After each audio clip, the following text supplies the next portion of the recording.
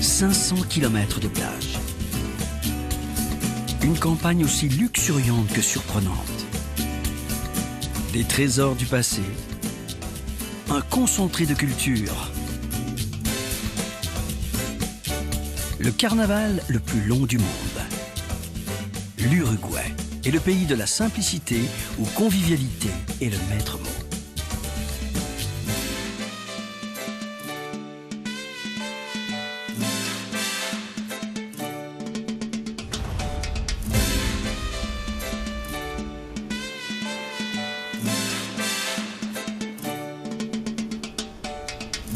La visite du pays ne peut que commencer par la capitale, Montevideo. Ce nom fleure bon l'exotisme sans qu'on en sache beaucoup sur elle.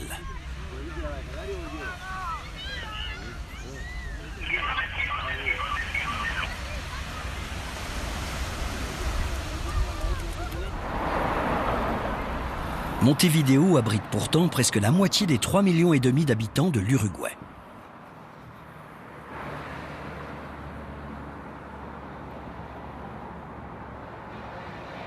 D'ailleurs, elle ne connaît pas les embouteillages. Cette nation tranquille est l'une des plus petites d'Amérique du Sud. L'Uruguay vit essentiellement le long de ses côtes, tandis que les vastes espaces de l'intérieur semblent n'avoir guère bougé depuis son indépendance.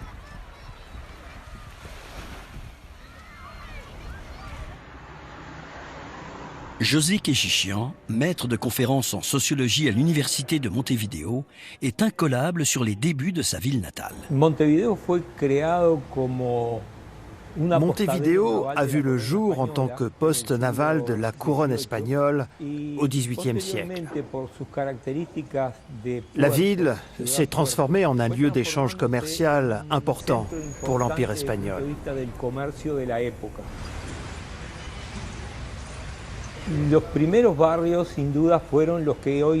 premier des quartiers est ce que l'on appelle la vieille ville, la City.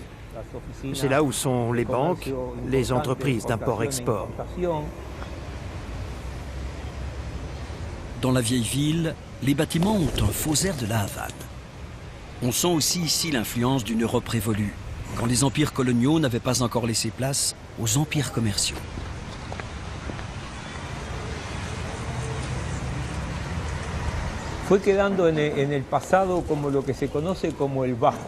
Proche du port, cette partie de la vieille ville en était les bas-fonds, avec son ambiance de jeu et de prostitution baptisée par certains auteurs comme la mauvaise vie des années 1900.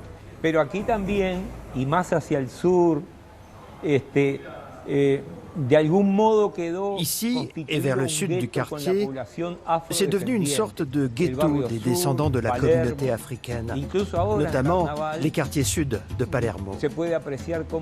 D'ailleurs, avec la venue du carnaval, c'est l'occasion d'apprécier les groupes de candombé et l'apport de la culture africaine en Uruguay.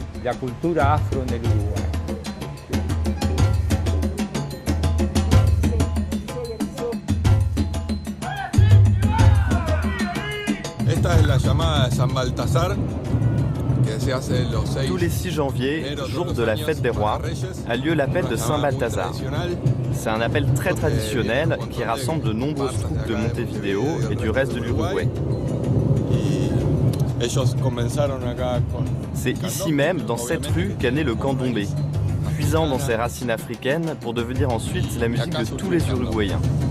Et plus précisément dans les couvents de Palermo et des quartiers sud.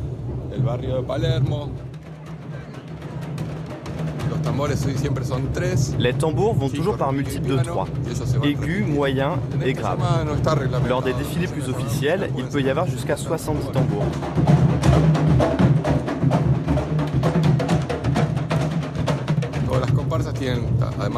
Les troupes, en plus des danseurs, défilent avec les personnages typiques du carnaval. La vedette, la grand-mère, le sorcier, les drapeaux, tout ça fait partie intégrante de la tradition candombé.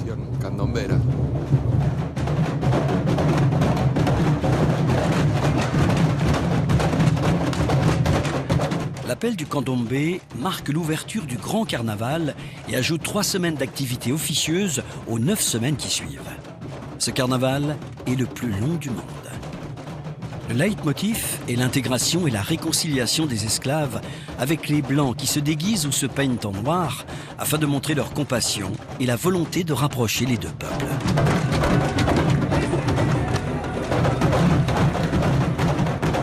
Les musiciens mettent tellement de cœur et de passion dans ce défilé qu'il n'est pas rare qu'ils terminent les mains en sang. Le candomblé a été inscrit en 2009 par l'UNESCO comme patrimoine de la culture immatérielle de l'humanité.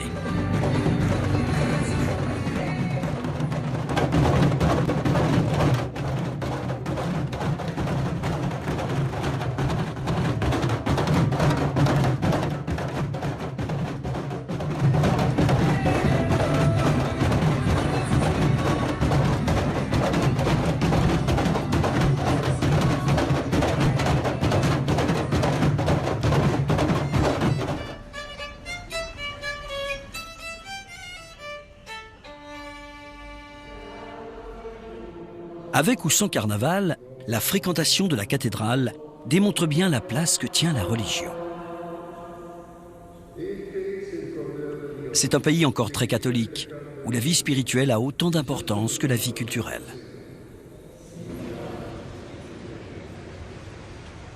À quelques pas de là, un autre monument incontournable de la vieille ville, le Teatro Solis, attire les foules avides de théâtre.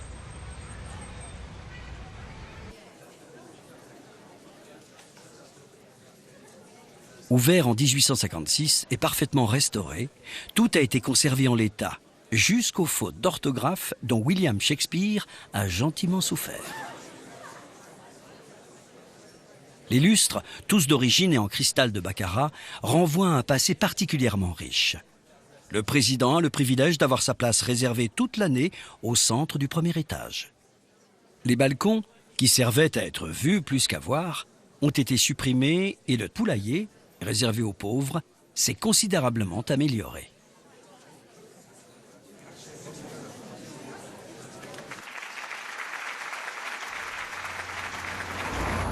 La porte de la citadelle, ultime vestige des murailles de la ville, s'ouvre sur le centre. Sur la place de l'Indépendance, le palais Salvo s'impose par sa taille et son originalité. Du haut de ses 105 mètres, il est resté la construction la plus haute de l'Amérique du Sud jusqu'en 1935.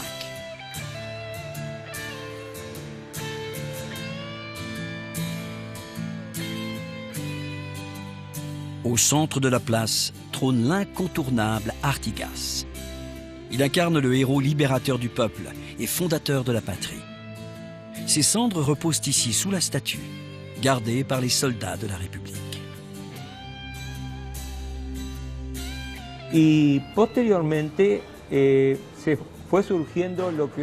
L'artère principale de Montevideo est apparue plus tardivement.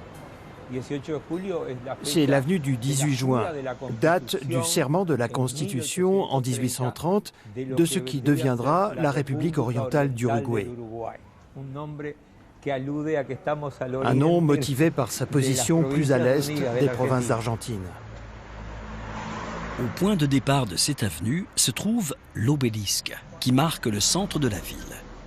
Elle nous emmène jusqu'au fameux stade Centenario, qui vit la victoire du pays organisateur de la première Coupe du monde de football en 1930. La passion de l'Uruguay pour ce sport n'a jamais cessé et leur a permis de brandir ce même trophée en 1950, d'être sacré plusieurs fois champion d'Amérique et même champion olympique. À côté, le parc Rodó est le lieu de prédilection pour les incontournables représentations de Murga durant le carnaval. Cet art est à l'Uruguay ce que le tango est à l'Argentine. Celui qui vient en Uruguay sans aller à la Murga ne connaît pas l'Uruguay. C'est les carnavals les plus longs du monde. C'est le point culminant du défilé du Grand Carnaval. Álvaro Varela, scénariste de Murga, nous explique en quoi cela consiste. Aujourd'hui, la Murga est un regroupement de 17 personnes. 3 d'entre eux sont dédiés à la grosse caisse, la cymbale et la caisse claire. Le reste forme un chœur qui chante des textes en rapport avec l'actualité. Ça parle de tout, de politique, de culture, tout ce qui se passe en Uruguay. Il y a des murgas dédiés uniquement à l'humour.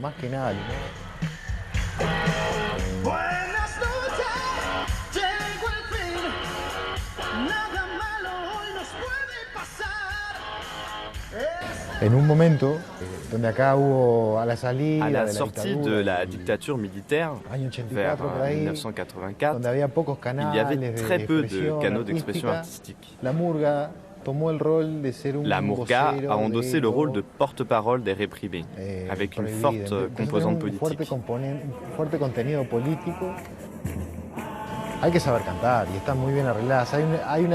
compositions sont très travaillées. Il faut vraiment savoir chanter. Plusieurs d'entre eux sont des artistes, d'autres sont chanteurs.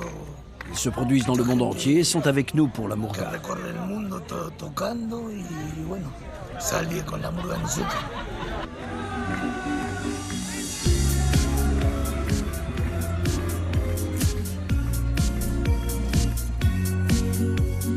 Pour mesurer l'ampleur de ce festival, il faut imaginer qu'en ce moment même se produisent des artistes dans plus de 25 lieux différents de la ville, tels que ce vélodrome.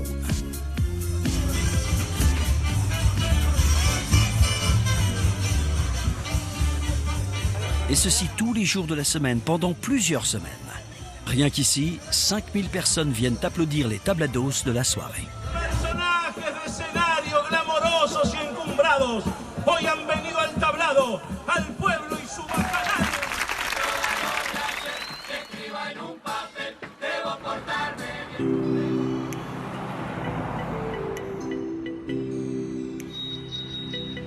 Les sportifs profitent de la douceur du soleil matinal. Chaque plage a son propre caractère. En remontant le Remblai, on apprécie particulièrement les matins de Montevideo.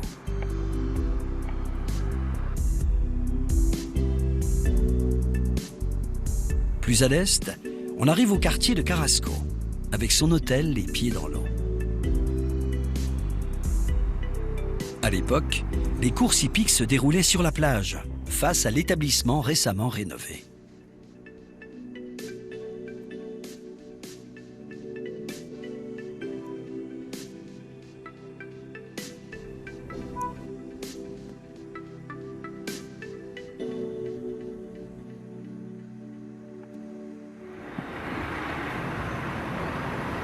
Carrasco a gardé ses belles demeures, témoins de la grande époque, tout comme le quartier du Prado, plus ancien encore et qui offre aussi quelques perles représentatives de l'âge d'or de Montevideo.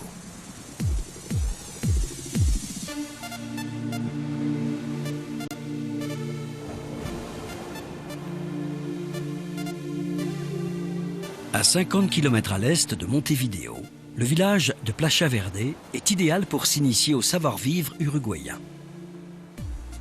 Il suffit d'aller contempler le soleil plongé dans la mer pour découvrir la manière dont se consomme la boisson numéro 1 en Uruguay, le fameux maté. Ce maté, c'est le meilleur du monde. Parce que c'est moi qui l'ai fait. Ici, c'est tranquille.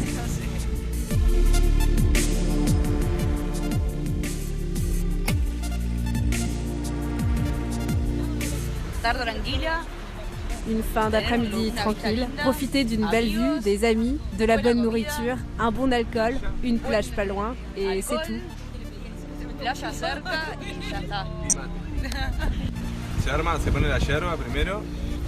En premier, tu verses l'herbe. Il y a plusieurs sortes d'herbes. Il en existe une quinzaine. Tu l'as choisie plus ou moins forte. Tu verses de l'eau tiède pour que l'herbe gonfle et tu attends un peu. Ensuite, avec une eau bien chaude, tu chauffes, tu encourages le maté. C'est-à-dire que tu verses l'eau chaude comme ça. Et tu commences à boire en partageant avec les autres une trentaine de fois jusqu'à ce qu'il n'y ait plus de goût.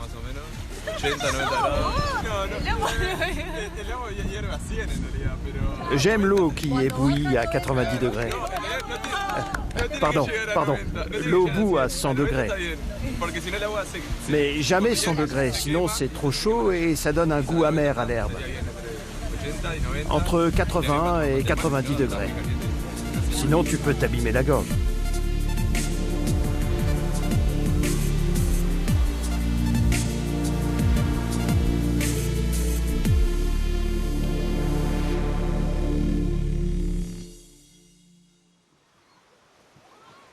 Une poignée de kilomètres plus haut se trouve la seconde station balnéaire la plus importante du pays, Piriapolis.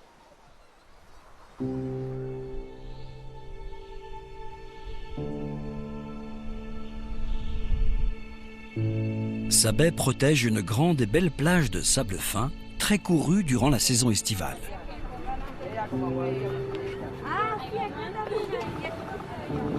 Les Uruguayens y pratiquent le tejo en famille. Ce jeu de plage est un classique qui a traversé le temps et s'apparente à la pétanque. La ville possède une histoire bien singulière et parfaitement documentée.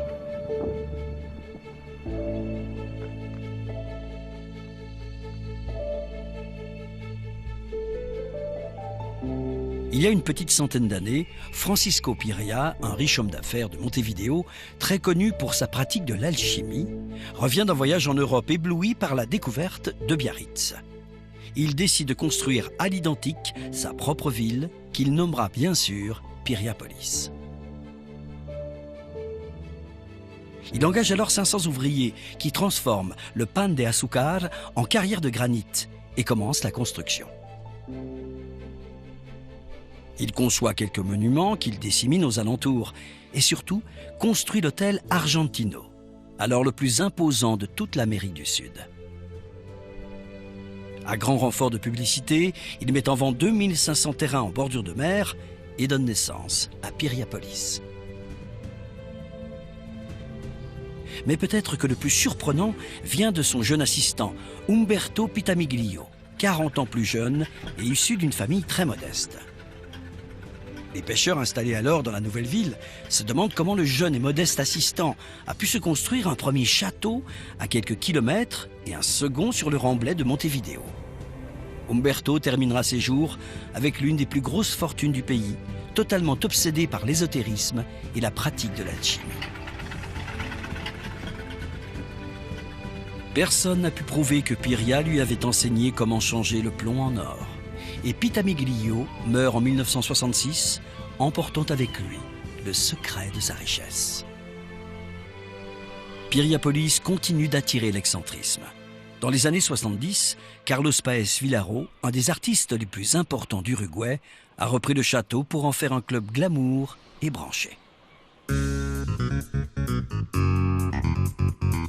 C'est à Punta Bachena, à 20 km plus à l'est, qu'il construit de ses propres mains la pièce majeure de son œuvre. Son assistante, Maria Dezuliani, raconte.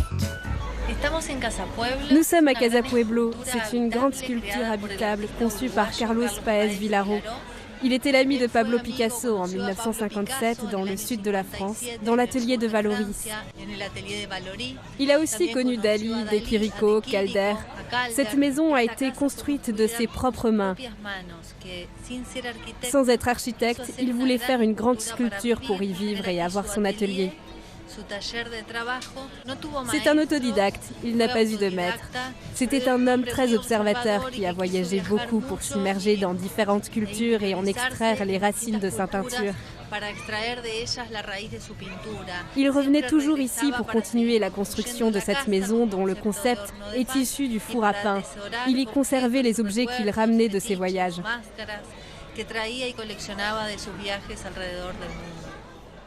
Punta Bachena est sûrement le belvédère le plus réputé du pays et doit son nom aux baleines qui apparaissent près des côtes entre août et novembre. Carlos Paes Vilaro est décédé en 2014 et sa maison est aujourd'hui séparée en deux. D'un côté le musée et de l'autre un hôtel. En Uruguay, une activité prime sur toutes les autres, l'assado.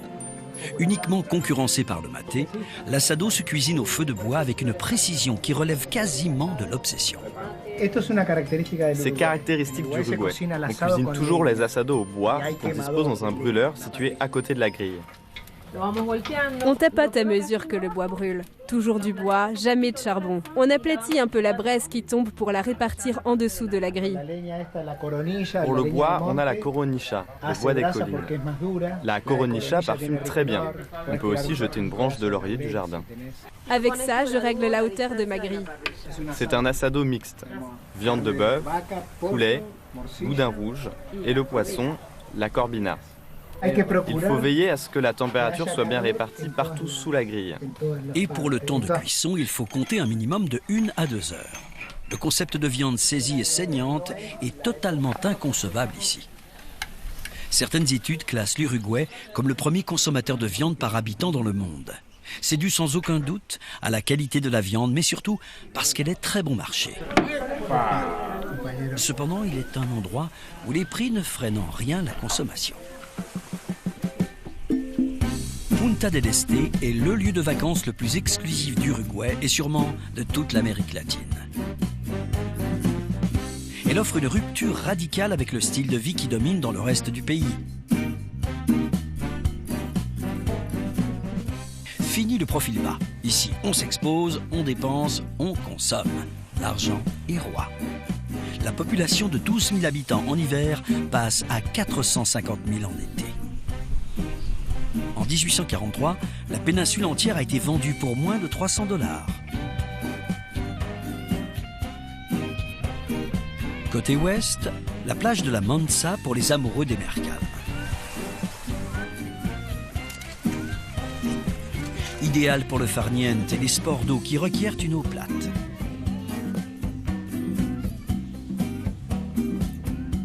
C'est aussi le point de départ pour explorer l'île de Gorriti, située à quelques minutes de la plage, en scooter des mers.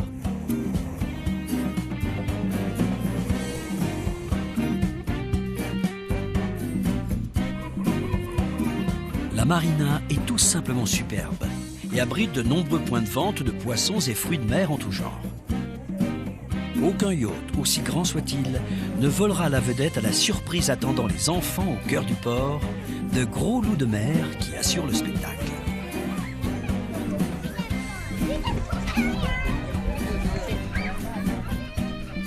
Les petits, sous les yeux enchantés des parents, adorent les nourrir et les voir se disputer le festin avec des mouettes particulièrement jalouses.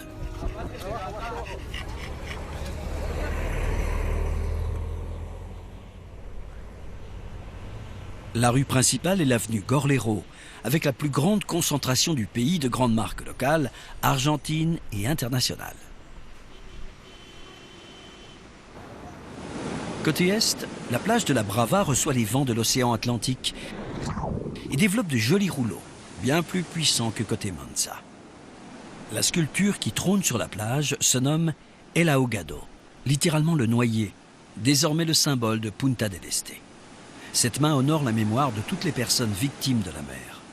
C'est un avertissement pour les baigneurs qui auraient la mauvaise idée de se risquer dans l'eau quand la météo se fâche. En été, le surf règne en maître depuis une quinzaine d'années et les écoles font le plein. C'est la première fois que je me mets debout. En continuant le long de la côte, les immeubles de Punta del Este s'effacent pour laisser place à de belles maisons de maîtres des années 70-80. Sur le bord des routes, les stations-service proposent des pompes à eau chaude, spécialement conçues pour le fameux maté. Des vendeurs ambulants préparent deux des plats les plus traditionnels du Rio de la Plata, à savoir la torta frita, sorte de crêpe au sucre et idéale pour combler un petit creux après la baignade, et les empanadas, petits beignets fourrés de viande, jambon, fromage ou une déclinaison infinie de farces selon les régions.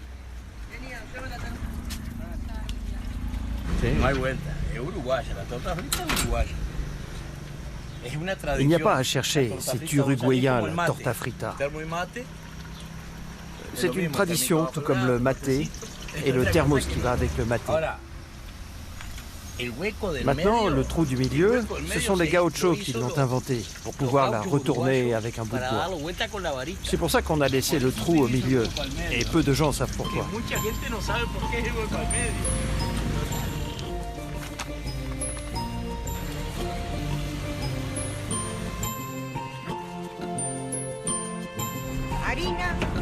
Farine, graisse, sel, eau tiède et levure.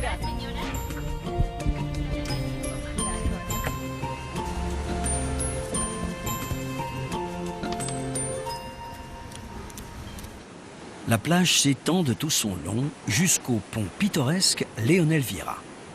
Certains l'appellent le soutien-gorge, en raison de sa forme pour le moins originale. Il mène à un lieu bien plus branché, plus jeune, et du même nom que la rivière qui le sépare de Punta del Este, la Barra. Les maisons proposent un style plus aéré.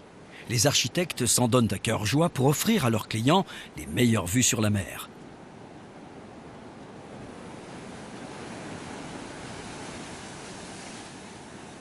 C'est également ici, à la Barra, que les meilleurs surfeurs du pays viennent disputer la Coupe nationale.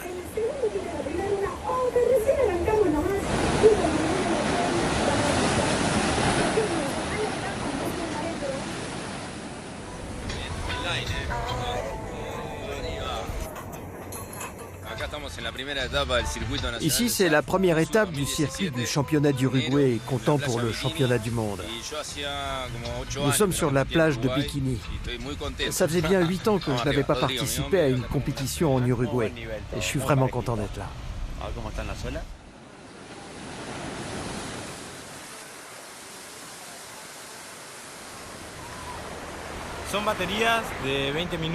Ce sont des sessions de 20 minutes, avec 4 concurrents dans l'eau. L'idée, c'est de prendre les 2 meilleures vagues durant ces 20 minutes pour montrer ce que tu sais faire. Tu prends ta vague, les justes notes entre 1 et 10, et ainsi de suite, jusqu'à 10 fois dans le temps imparti.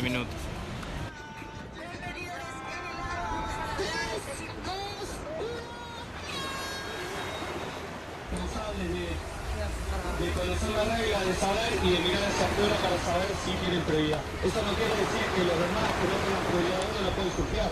Las que descarte el competidor que tiene prioridad 1 las puede surfear cualquiera de los otros 3.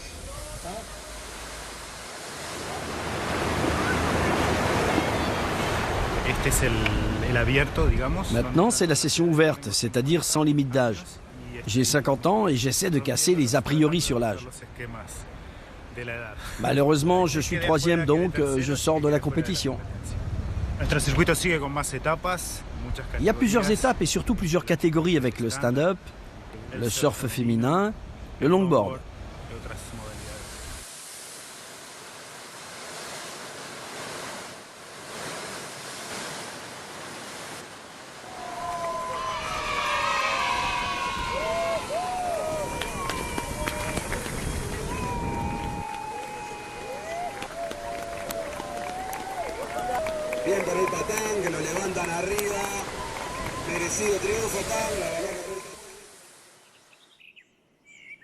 À l'intérieur du pays, la région regorge de ces fameuses estancias qui trônent au milieu des campos, un terme pour désigner de gigantesques parcelles de terrain.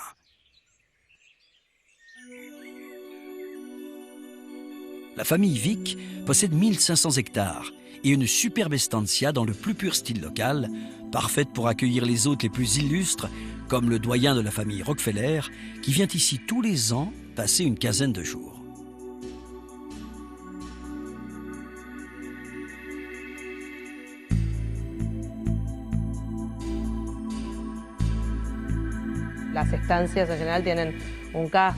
Les estancias en général possèdent une vieille bâtisse, un haras, des vaches. Les pierres sont d'Uruguay, de la ville d'Artigas. Ce sont des améthystes et d'autres sortes de quartz.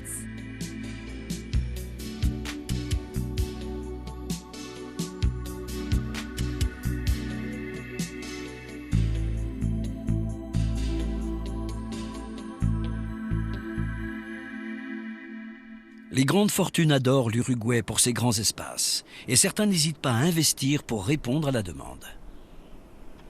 Pour quitter le département de Maldonado et pénétrer celui de Rochas, il faut traverser la Laguna de Carson, en passant par ce pont.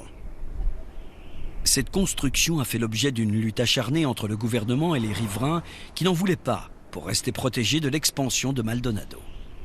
Il a finalement été approuvé sous sa forme actuelle afin de ralentir le trafic. Mais sa véritable originalité vient d'ailleurs. Il a été financé non pas par l'État, mais par un riche homme d'affaires argentin qui a dû débourser 10 millions de dollars de sa poche. Alors, qu'est-ce qui a bien pu motiver un étranger à offrir, dans un lieu aussi désertique, un pont au gouvernement? La réponse se nomme Las Garzas, un barrio cerrado, c'est-à-dire une résidence sécurisée. Le principe est le suivant, l'investisseur achète un énorme terrain pour un prix dérisoire, vu l'espace disponible, et le découpe en petites parcelles. Carlos Marasco est le directeur de Las Garzas. Nous avions besoin d'une voie de communication qui soit plus fluide qu'un bac. Le gouvernement n'avait pas l'argent. Alors, on a passé un accord pour prendre en charge ce pont et ainsi valoriser les terrains de l'autre côté. Las Garzas, c'est 240 hectares face à la mer. Les acheteurs sont propriétaires de leurs parcelles et de leurs maisons. Ils participent, moyennant le paiement de charges mensuelles, à l'entretien de parties communes particulièrement luxueuses. L'accès à la copropriété est filtré. Les propriétaires disposent d'une piscine, d'un restaurant et de multiples espaces communs. Ce mode de vie est bien sûr réservé aux Uruguayens les plus riches ou à des étrangers qui souhaitent que leur maison reste sous surveillance en dehors de la saison estivale. Voilà donc ce que cache ce genre d'entrées qui apparaissent le long des routes et dont le but est d'attirer l'attention du client. En Uruguay, il y a de la place et les plus fortunés en demandent toujours plus. C'est la saison haute et pourtant, on a l'impression qu'il n'y a pour ainsi dire personne. À 15 minutes en voiture plus à l'est de Las Garzas, Rocha répond par la simplicité et l'austérité à la démesure de Punta del Este. Bien exposée au vent, la plage nord offre un spot très apprécié des kitesurfers. Ce qui étonne le plus ici, c'est la moyenne d'âge particulièrement jeune. Et pour en prendre toute la mesure, il faut commencer par la Pedrera, 10 km plus loin.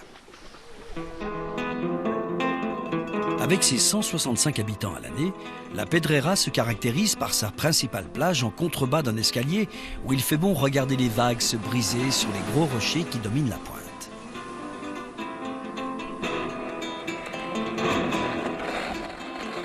C'est à partir des années 90 que les jeunes ont investi ce village. Ils en ont fait un lieu où la mode se renouvelle chaque été.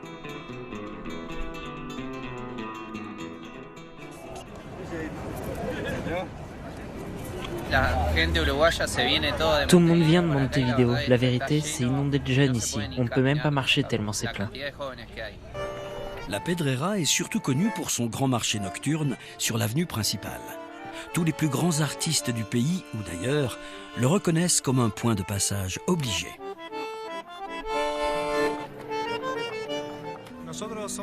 Nous sommes de Buenos Aires. Nous sommes un duo de guitare. On fait du flamenco, mélangé au rythme du Rio de la Plata. Et voilà, on fait toute la côte uruguay.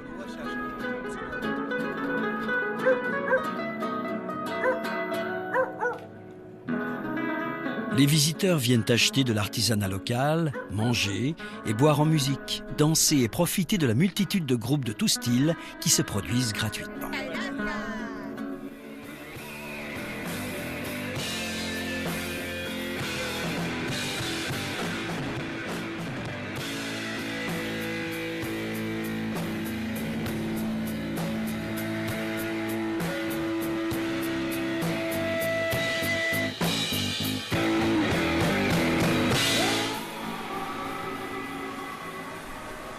Pour se remettre des excès de la veille, Rocha possède le lieu le plus emblématique d'Uruguay, le Cabo Polonio et son parc national.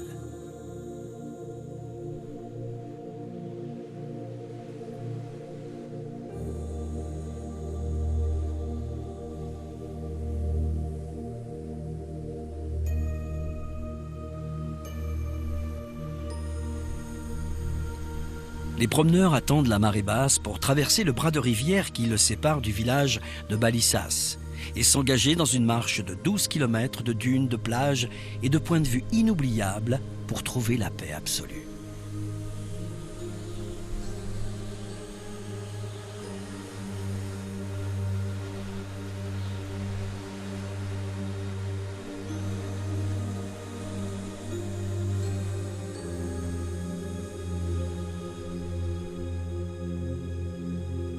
La colline de Becha Vista a servi de frontière entre l'Empire d'Espagne et celui du Portugal entre 1750 et 1777.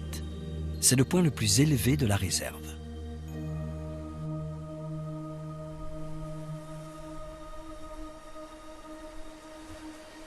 Les îlots qui lui font face hébergent 50% de la population des phoques du pays. C'est un plaisir de venir les observer en se gardant de trop s'approcher pour ne pas les fâcher. L'autre façon de rejoindre le parc est d'emprunter de vieux camions importés d'Algérie par un Français qui avait pour habitude de passer du Édith Piaf à ses passagers durant la traversée.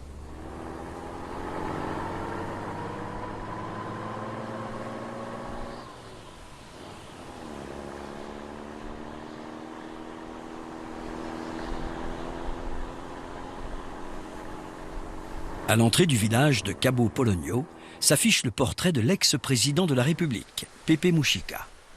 Il reflète parfaitement l'esprit de l'endroit par son apologie de la sobriété puisqu'il reversait 90% de son salaire à des œuvres caritatives. Avec ses 70 habitants à l'année, Cabo Polonio n'est pas relié à l'électricité. Seules les éoliennes, les panneaux solaires et des groupes électrogènes alimentent les réfrigérateurs des restaurants. Les hôtels foisonnent et rivalisent de créativité pour attirer le voyageur à l'esprit ouvert.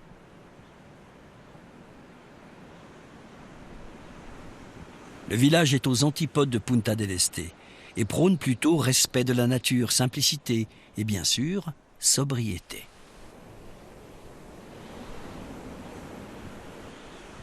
Le chemin qui remonte vers le phare traverse le quartier le plus riche, toute proportion gardée, avec une ambiance bourgeois-bohème. Les petites maisons, idéales pour profiter de l'océan depuis des terrasses les pieds dans l'eau, sont détenues par des propriétaires tout relatifs, car ils ont surtout eu la chance de construire avant que le gouvernement ne régule ces constructions sauvages.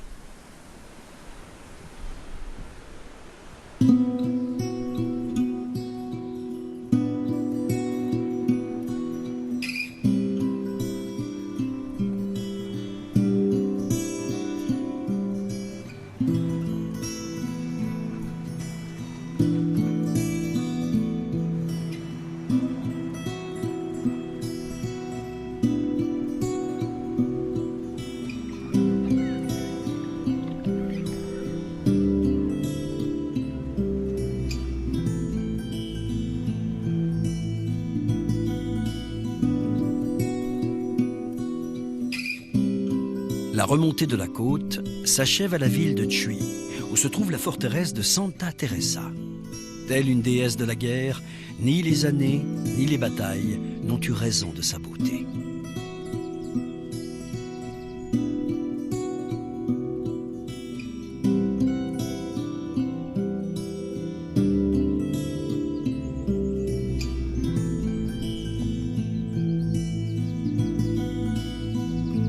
La notoriété de Chuy tient à sa rue principale qui fait office de frontière avec le Brésil et offre la largeur de sa voie au duty-free.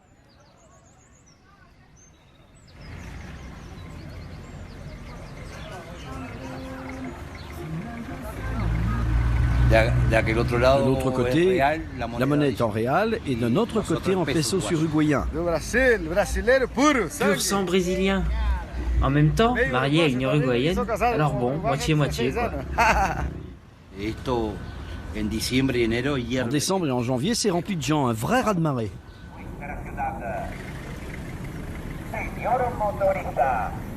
Messieurs les automobilistes, je vous rappelle que du côté uruguayen comme du côté brésilien, vous êtes invités à laisser libres les passages piétonniers et les coins de rue pour que les personnes puissent traverser sans danger. Pour éviter de s'y perdre, le trottoir sud s'appelle avenue Uruguay et le trottoir nord, avenue Brésil.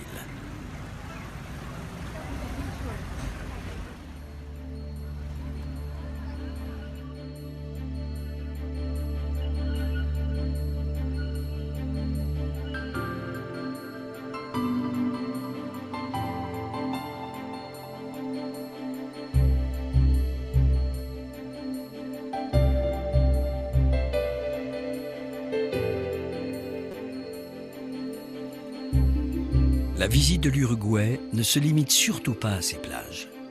L'intérieur du pays recèle des trésors qui n'ont rien à envier à la côte atlantique. Quand on quitte le Chuy pour remonter vers le nord, on arrive au parc de la Quebrada de los Cuervos, un petit paradis bien caché.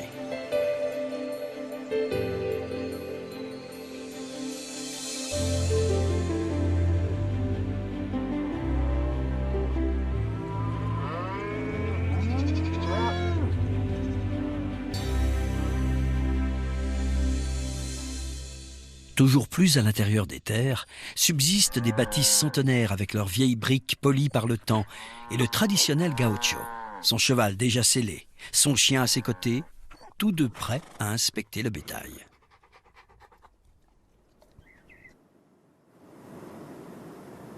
Le Rio Negro traverse le pays d'est en ouest et alimente 120 000 hectares de lacs artificiels reliés entre eux.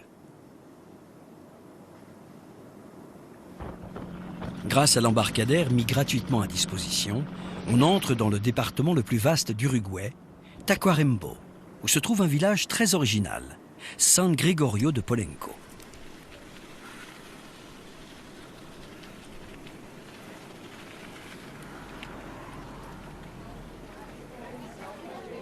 Cette bourgade a eu l'idée d'inviter des artistes du monde entier à venir peindre ses façades et ses trottoirs.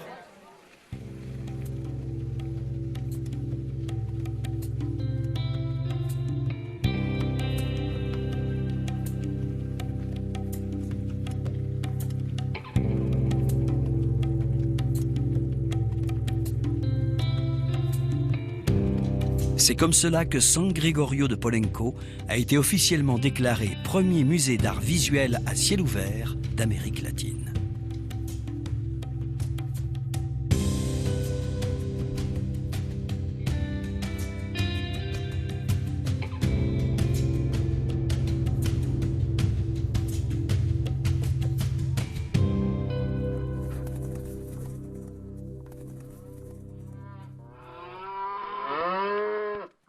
La campagne alentour est le domaine des gauchos. Malgré une apparence rugueuse, ils sont particulièrement accueillants.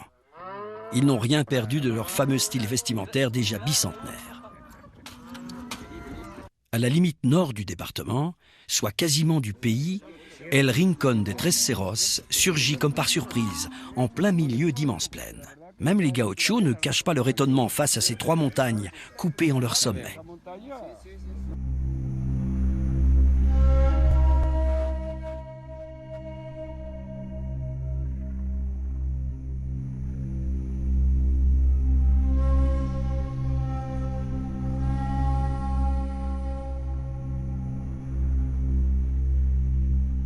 Les scientifiques les appellent des mesas, les montagnes tables.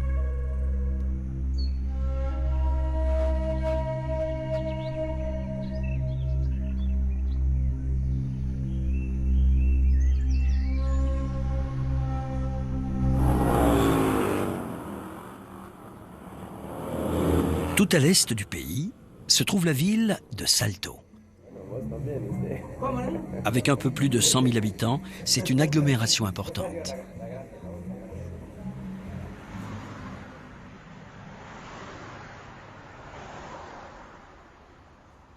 Le Grand Hôtel Concordia est un trésor de l'architecture coloniale.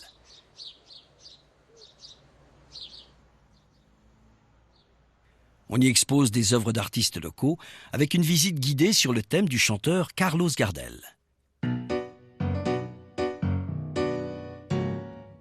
Vachieden, le village de son enfance, est à seulement 20 km.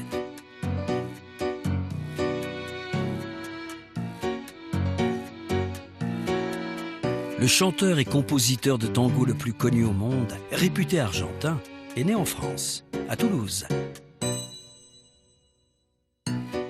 Mais son origine fait toujours débat. Longtemps, les Argentins ont défendu sa nationalité.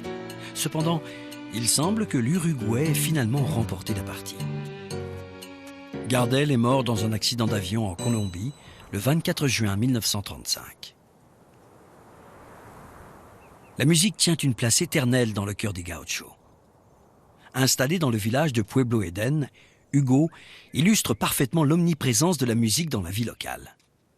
Cuisinier de tradition champêtre, son succès ne l'éloigne jamais de ses guitares. Ça m'a pris un certain temps pour atteindre ce niveau. Mais aujourd'hui, j'ai du très bon matériel. Et mes guitares sont de très haut niveau. Je fais même des guitares de concert.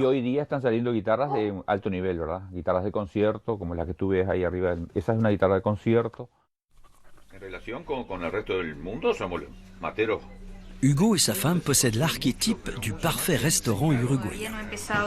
Je n'ai pas encore commencé les pâtes fraîches. Ici, tout se fait sur le moment.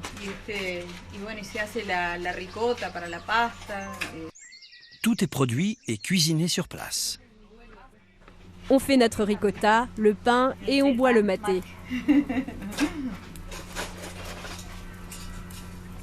Fidèle à son apparence, la cuisine d'Hugo respire la campagne. Mouton au vin rouge. Le lait vient de la traite. On va le faire bouillir et en faire des desserts. Flan, riolet.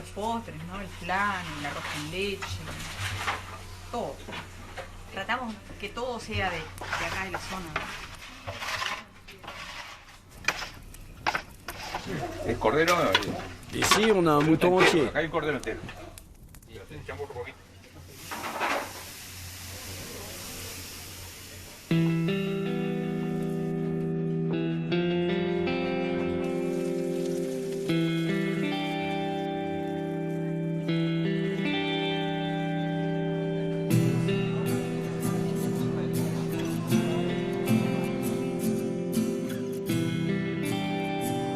À l'ouest, la ville de Paysandú brille encore par son héroïsme, pour avoir courageusement défendu la frontière contre ses puissants voisins argentins, brésiliens et paraguayens.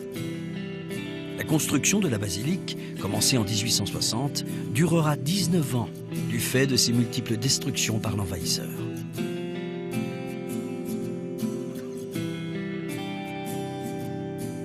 La partition complète de l'hymne national fut interprétée pour la première fois en 1915 sur la scène du théâtre Florencio Sanchez. Le bâtiment témoigne du passé prospère de Paysandú, ville clé de l'indépendance.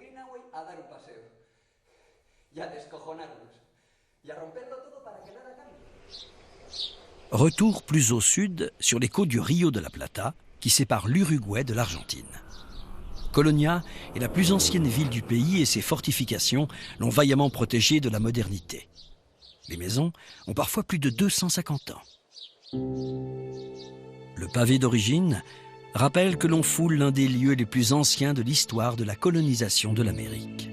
Les toits portent encore les tuiles façonnées sur les cuisses des premiers colons, d'où leur forme et leur nom, tuiles cuisses. Ici, le passé observe le présent. Il s'impose par son silence tel un vieux sage qui sait et se tait.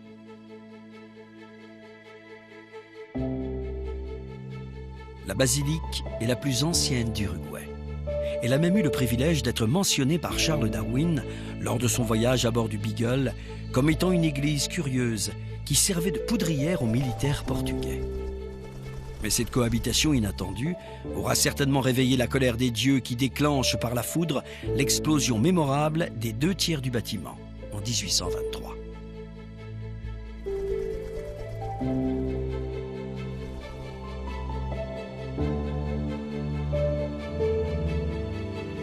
Les énormes arènes de la Plaza de Toros Real ont été inaugurées au début du XXe siècle, quand les taureaux étaient importés d'Espagne pour les corridas.